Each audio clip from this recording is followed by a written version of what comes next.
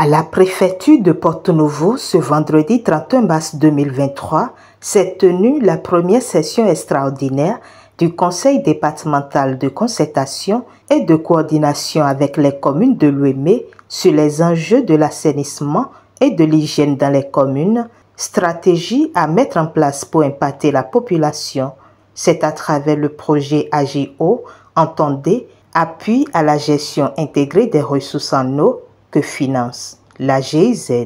Nous appuyons l'organisation de cet événement en mettant surtout l'accent sur l'enjeu de l'eau, l'assainissement, l'hygiène et la gestion intégrée des ressources en eau à travers la sensibilisation des élus locaux, communaux, municipaux et des responsables administratifs des mairies du département de l'Ouémé.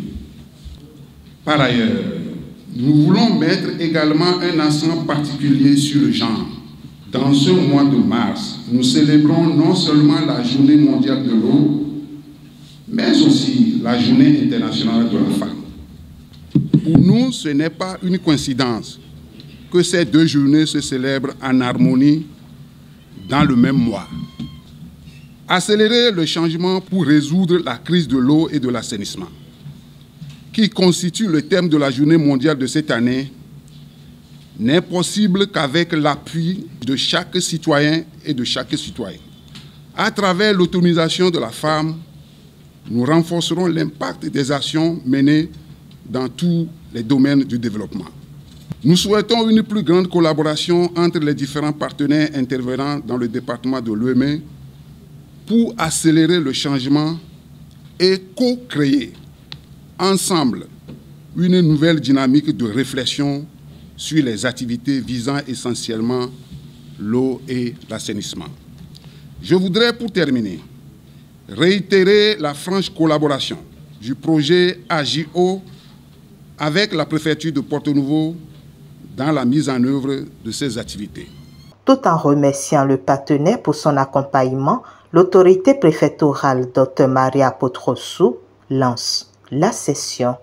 C'est le lieu de remercier la GIZ qui a accepté de financer cette session extraordinaire avec l'implication des organisations non gouvernementales exerçant dans le domaine de la gestion intégrée des ressources en eau et de l'assainissement de nos communes respectives. Vous n'êtes pas sans savoir qu'un système d'assainissement géré en toute sécurité évite que les eaux souterraines ne soient polluées par les déchets humains et par conséquent nous épargne des maladies. En adoptant l'objectif de développement durable numéro 6, garantir l'accès de tous à l'eau et à l'assainissement, le gouvernement du président Patrice Talon, toujours dans l'optique d'une gestion durable des ressources en eau, a prévu dans son programme d'action l'amélioration de l'accès des populations aux services sociaux de base et à la protection sociale. Le souci de mettre en œuvre cette action a permis au gouvernement de prévoir la réalisation de plusieurs projets dans le secteur de l'eau. Il s'agit entre autres de 1. La construction des systèmes d'alimentation en eau potable multivillageoise dans les zones rurales. 2. La construction et la réhabilitation des systèmes d'alimentation dans plusieurs de nos villes. 3. La construction des barrages multifonctions dans le bassin de l'Ouémé, etc. Je me réjouis des efforts du gouvernement béninois, de ceux des organisations non gouvernementales et des partenaires techniques et financiers, en l'occurrence la GIZ, qui contribuent inlassablement à la satisfaction des populations des communes du Bénin en général et de celles du département de l'Ouémé en particulier dans ce secteur.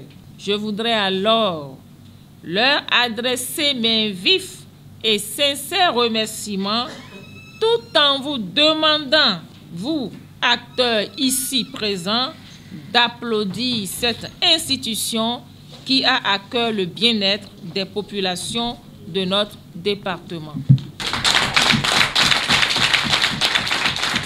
Je voudrais non seulement féliciter tous les acteurs de la GIZ, mais aussi et surtout le représentant de la GIZ agir au niveau du département et mes collaborateurs de la préfecture qui ont, avec l'appui du chef de programme, organisé cette session en vue de réfléchir aux défis à relever dans la gestion des ressources en eau et l'assainissement dans nos communes.